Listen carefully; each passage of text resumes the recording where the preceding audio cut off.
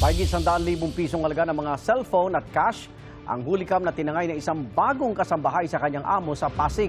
Ang tumakas sa suspect, marami na raw na biktima sa iba pa niyang pinasukan. Laging una ka sa balita ni EJ Gomez, exclusive.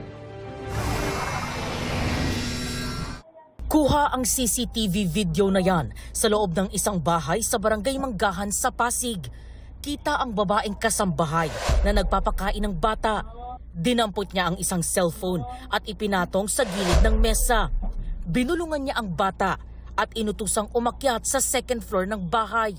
Sinundan niya ang bata. Magkalipas ang ilang segundo, bumaba ang kasambahay. Sa likod ng pintuan, kinuha niya ang kanyang bag. Dinampot niya ang cellphone at ilang gamit sa mesa. Kinuha ang isa pang cellphone na nakapatong sa sofa at saka lumabas ng bahay.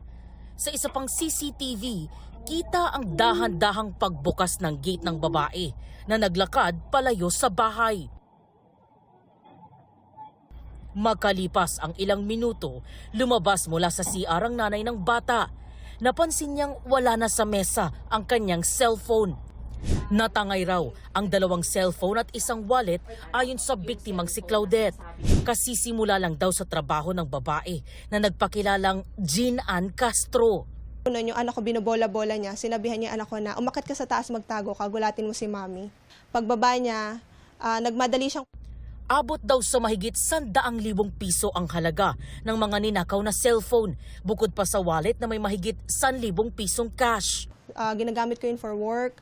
Nandun po lahat ng mga photos namin, emails, lahat po ng online banks. And yung wallet ko po, nandun po lahat ng ATM ko, lahat ng IDs ko.